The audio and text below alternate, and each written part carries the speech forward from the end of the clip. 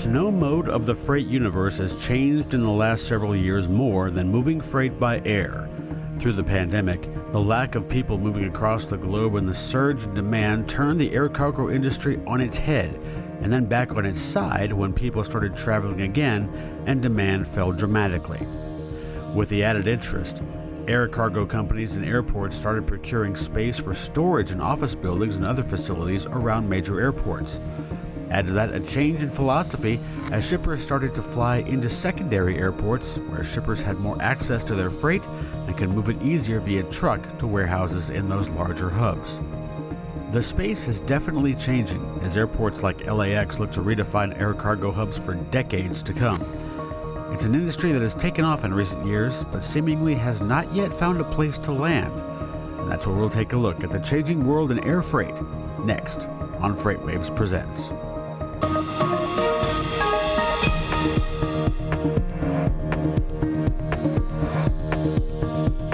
And welcome into FreightWaves Presents. I'm Bill Priestley.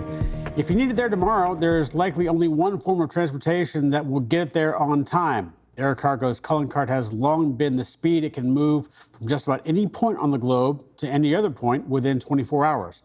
With efficiency comes higher demand, and with higher demand comes a need for supportive infrastructure to meet that demand.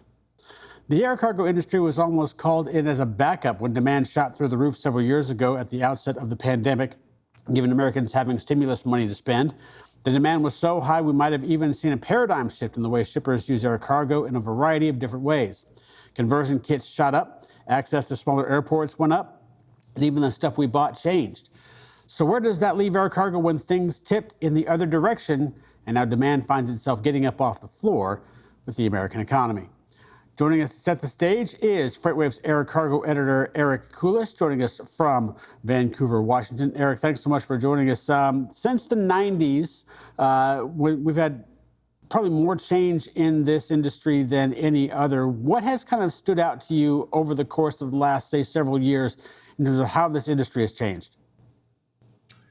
Well, the industry's changed in a lot of ways. The pandemic kind of redefined things so much with the upsurge in demand, and now you're seeing the industry trying to kind of recover to a more normalized mode. I think the biggest thing that's structurally impacting the industry is the growth in e-commerce shipments.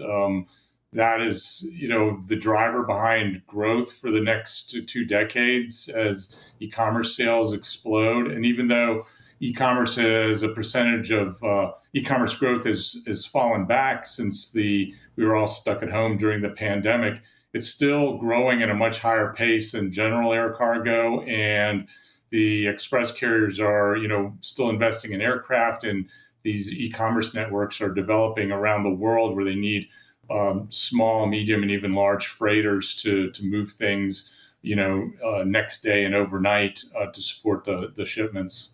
How do you think the air cargo universe has responded to that, knowing that, this is obviously a different animal altogether than what it's been used to for basically since its inception? Yeah, I think it's changed the dynamic. You've got more regional carriers coming in to act as contractors for the big express carriers. They don't want to have all the assets on their balance sheet themselves, so they get these contractors that fly on their behalf. And so, you're flying shuttle routes, short and medium haul routes with Boeing 737-800 freighters and other 737s and the new Airbus A321. And these are mostly converted aircraft that come out of the passenger sector. They're used, and it's a lot cheaper than trying to buy a production freighter straight from the factory. So that's where the activity is, buying and converting freighters. And that's been red hot in the last 3 years. We still got a huge order book, but some of the new orders are cooling down because the air cargo market is slowing down a lot, as we go through this normalization phase. You headed right where I was going to go here. Obviously, conversion kits, we've talked about this. They shot up tremendously. It just kind of points to exactly how versatile people want to be at this particular point. Do you think that's going to continue? Obviously, it's going to cool down a little bit here as the economy tends to, warm up again. We hope to see that happen perhaps next year. But do you see that still being a trend moving forward in the air cargo industry to buy freighters being bought, being converted, or rather, I should say, planes being bought, being converted to freighters, and then moving in that industry?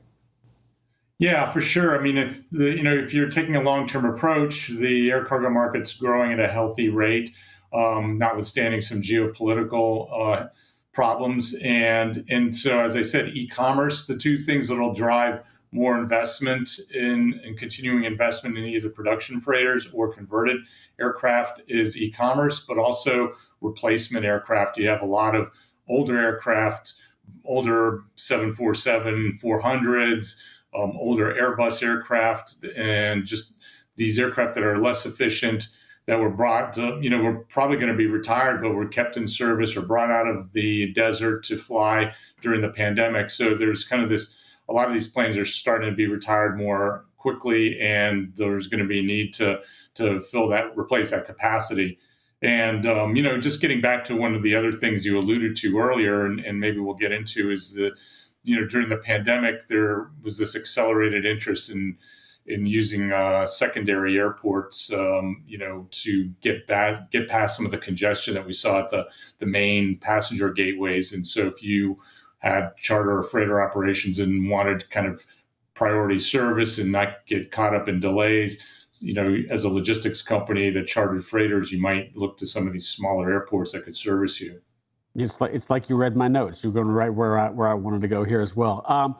So one of the things that I think that we've kind of all talked about when we talk about air cargo is versatility. Though that term really hasn't been used that much. But when you talk about conversion kits, you talk about going to secondary markets. All of a sudden, more options are available for you. Is that kind of, do you think, where we're headed here? Just as airlines, freight airlines, as well as shippers looking for versatility in what they can get from their air cargo carriers?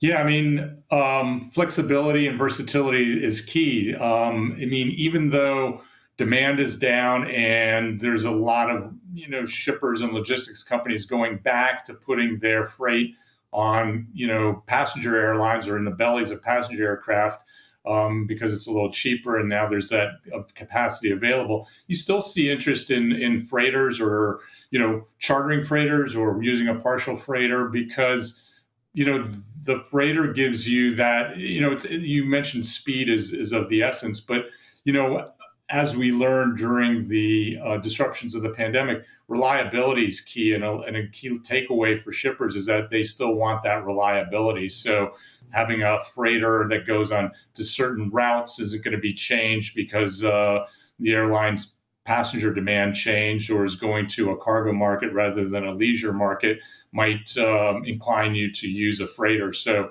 that gives you flexibility. And some of the freighter operators are trying to be flexible in their leasing options and having, depending on how many planes they buy and acquire for conversion, they have some flexibility in their capital expenditure plans to slow or increase that pace, to keep up or to be aligned with demand.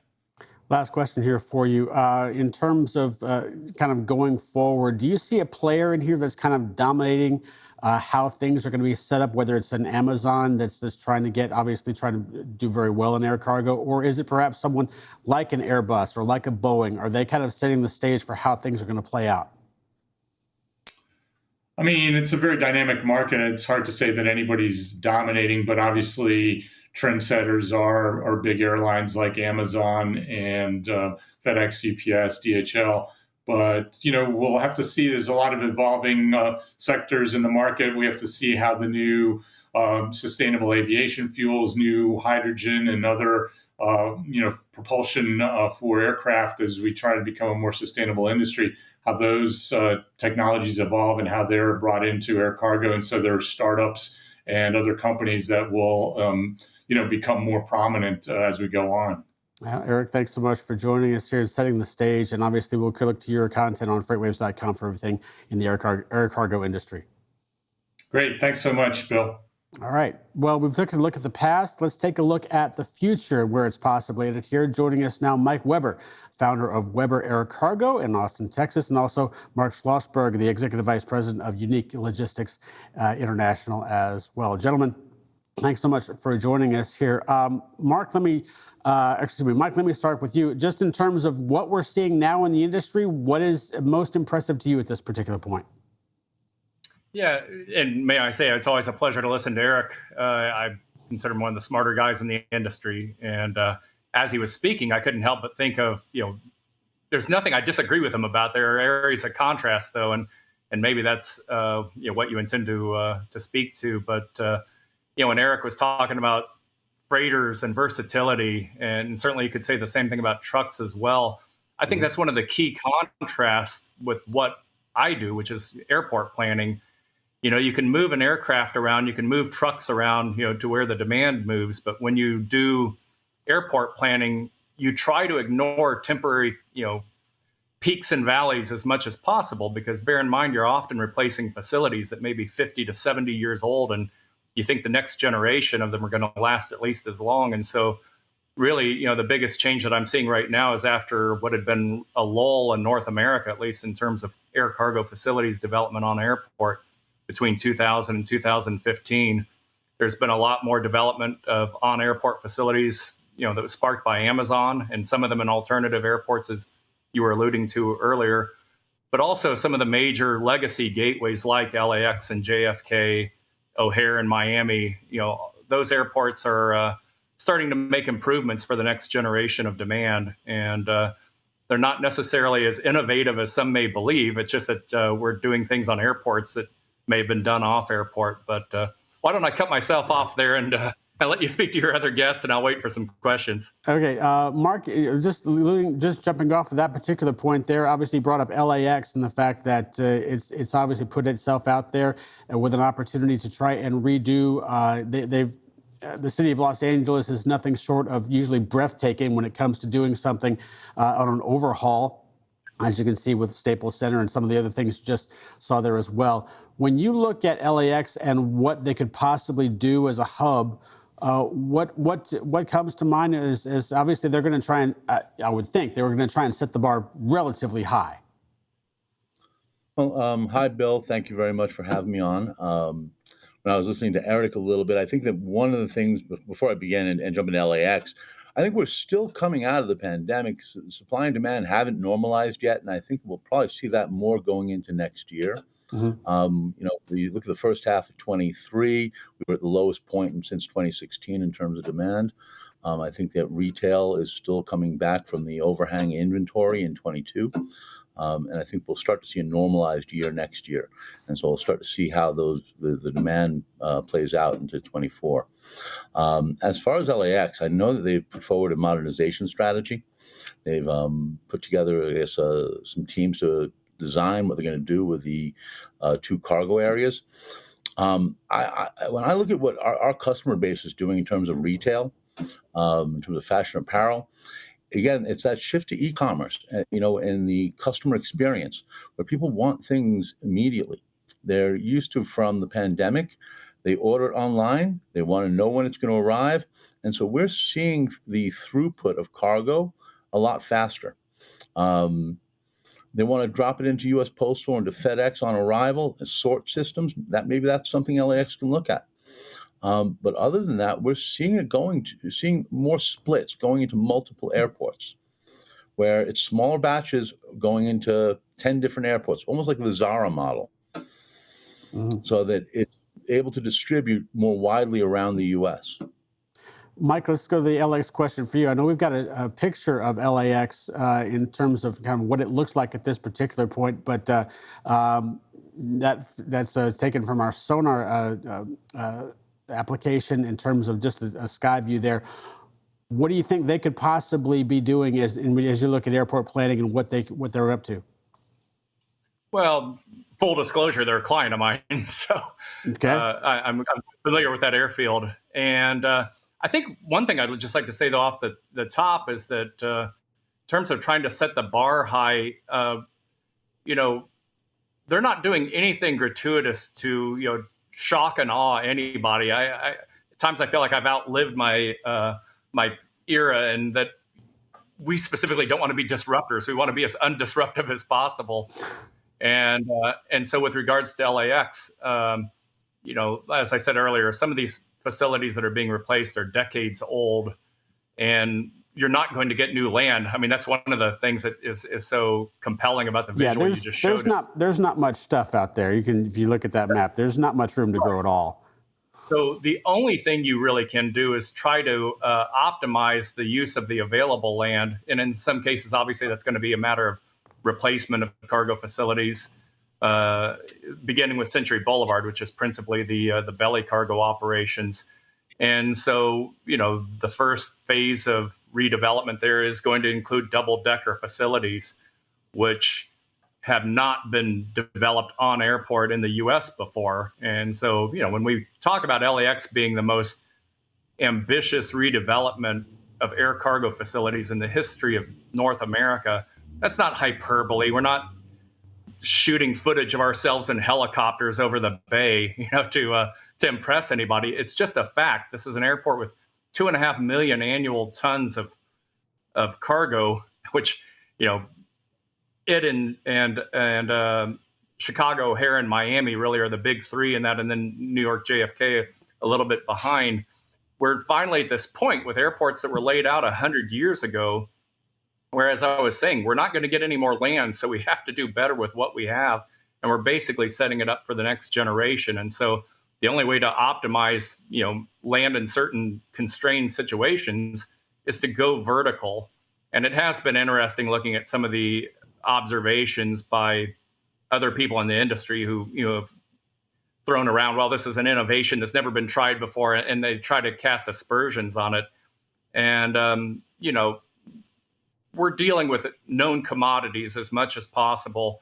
We're researching it to death, which I know at times can make people frustrated about the public sector. But again, we're not moving aircraft and trucks around. We're building physical facilities and infrastructure that'll be around in 50 to 70 years. And so you've got to get it right the first time. And so I would just say, again, we're not posing as disruptors. We're going to try to be as undisruptive as possible while implementing the most ambitious cargo redevelopment project in the history of North America. Yeah, it's certainly, as you say, the need is certainly there. Certainly, I remember a report at the airport in Toronto, Ontario, Canada. They were looking at using office buildings to try and get some more space there, because again, land not there as a primary uses of what they could possibly do there. Marc, as we go back, we're talking a little bit about these secondary airports and their utilization and how they're going to come into play.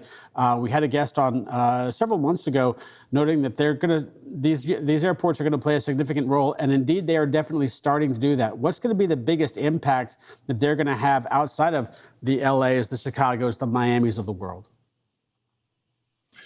Well, I think that I guess back up a little bit. I mean, LAX and JFK, Chicago, their big advantage is the passenger aircraft that fly in, which allows the carriers to scale their operations and utilize belly and freighter capacity in both. Sure. When you start going with the secondary airports, they're going to be challenged because they're not going to have the passenger capacity going in to the same degree, so they're not going to have the belly loads. If we're able to convince carriers to go into, say, a Pittsburgh, which is one that I've done a lot with, we had Qatar going in there at one point, we had Cathay going in there at one point. It's challenging to keep them in there because they don't have the passenger demand going in. So I think that's where we struggle to try to keep them engaged in those marketplaces. But at the same time, the advantage is that from wheels down to cargo availability, we're looking at hours. Our costs and the turn time on the aircraft is minimal. The fueling costs, the availability of the cargo, the trucking, the terminal fees, the flexibility of the local environment for us to get things moving. I think one of the challenges we have with a lot of the major gateways now is it's dominated by one or two of the terminal operators. And if you run into storage, you're paying through the nose. And so I think the advantage is when you look at it from an end user is the flexibility in the secondary markets, the ability to expedite cargo faster, and you pay less for it. The problem is getting the carriers to operate there, and that's where the big gateways have the huge advantage. Mike, as you look at it in terms of these secondary markets, there was the great points there from Marc there as well. What do you see as how they could possibly squeeze in? Again, you got to still have the passenger load to make this a financially viable option. But at the same time, you don't have necessarily the problems of like having your own airport, if you will, to just fly things in and almost have a private access. Yeah, I agree with what Marc was just saying. I appreciate those remarks. They're very well observed. I would add, though, I mean, in terms of the alternative airports, and I think this, in a way, it underscores what Marc was just saying. The integrators have been doing that for years. I mean, there are good reasons why UPS put its Southern California regional hub at Ontario and their Midwestern hub at Rockford instead of O'Hare, and FedEx has a South Central hub at Alliance instead of at DFW. I could continue, but I think you get the point. But the integrators have their own truck fleets, their own aircraft. They're doing their own handling typically. And so they're able to move those operations intact without having the dependence on a couple hundred common carrier trucking companies and third-party handlers. And so this alternative airport strategy is not necessarily new. I would say to a substantial degree, you could see it in even Amazon in recent years. Amazon has its South Central hub is also at Alliance in Fort Worth rather than at DFW, and big operation in San Bernardino, actually Lehigh Valley, which is the Allentown area instead of Philadelphia. And so, for these, huge self-contained operations where, they can either take their own handling or they can demand that a handler go there, for a big account. Alternative airports have been a fact of life for decades. What did happen during the pandemic was obviously, once passengers stopped flying, there was a lot less of the belly cargo capacity that Marc was just speaking of. And so that incentive to really fixate around the main legacy gateways wasn't quite as great. But also, there were real issues that are probably worthy of another 30-minute call. But, handling and other, services that are critical for freighter operations, labor, supply, all sorts of issues that typically, would be taken care of and spread out among the passenger carriers were suddenly not nearly as easily addressed. And so there were, additional migrations to alternatives. I know, again, Rockford, picked up some additional freighters over there. There have been other cases, Greenville, Spartanburg Airport, where you have key accounts like BMW, where just one or two accounts are big enough to demand a freighter unto themselves. And so those are the type of scenarios where you can see it. But unfortunately, I mean, ever since I got in the industry 30 years ago or so, there's always been a lot of hype around alternative airports, and a lot of it is very poorly understood. We always go back to the example of Miami International Airport, which when I first entered this industry, people were all saying, boy, the congestion and other issues, people just can't wait to get out of Miami. And 30-something years later, they still haven't left. So they're not going anywhere. There's a lot of really compelling factors beyond the obvious that tend to keep operators at the major gateways. And again, you look at versatility. If you have one or two international freighters a week, what happens when one of them takes a mechanical? If your operation is based at O'Hare or LAX, well, you probably got another flight going to that destination in the next hour, so it'll take care of itself. Yeah. Well, I wish we could add another 10 minutes to our conversation. Unfortunately, we got to wrap it up here shortly. So let me just leave you guys with these two questions, or at least one question for both of you real quick. What do you think is something in air cargo that is not mainstream right now that you think is going to be mainstream, say, for instance, in about 5 years? Marc, let me start with you. Probably. Tough question. The two things that come to mind. First is the e-commerce players, just simply because of the explosion of e-commerce right now. What we saw in the last 6 to 9 months was a couple of players based out of mainland China that kept that market afloat. The amount of volume that they were pumping and dumping into the U.S. postal network using 3-to-1 de minimis, they more or less kept the air freight rates from going below pre-pandemic, whereas every other market in the Indian Southeast Asia had dropped below pre-pandemic levels. The other thing is going to be SAF. Customers pushing for it. You have various mandates from climate change that's going to become a major factor in how we price and how we run our air cargo. Mike, what do you think 5 years from now? Again, compliments to Mark. I had both of those in mind, so I'll pivot to cargo community systems would be one of them, which is probably one of those features that laymen think already exists to a greater degree than it does. But these are the integrated systems intended to better coordinate airlines, cargo handlers, freight forwarders, trucking companies, and regulators into more of a seamless platform for communications and planning purposes. A lot of the truck congestion that currently happens at airports, including ones we've been talking about, really could be minimized, through such a platform. You also need a physical element to it, like truck queuing yards. But we need far better cargo community systems coordination between those elements, and it's already happening in places like Amsterdam and Brussels. It's not happened to nearly the degree you would think that it should at U.S. airports. It's even happening more in seaports, I believe, than it is at airports. So I think that's something that is improving in leaps and bounds, but we still have a long ways to go. Well, Mike Weber and Marc Schlossberg, thanks so much for joining us here on this edition of FreightWaves Presents. Obviously, this is a complicated industry, and who knows where it could be in 5 years as well. But hopefully, we'll look to you for some insight as things continue to change in the air cargo industry. Thank you. My pleasure. All right. From LAX to Chattanooga, Tennessee, and anywhere you can set a plane down, the air cargo industry seems to be ready to go anywhere to get the job done. But how is that going to look? What infrastructure will be required?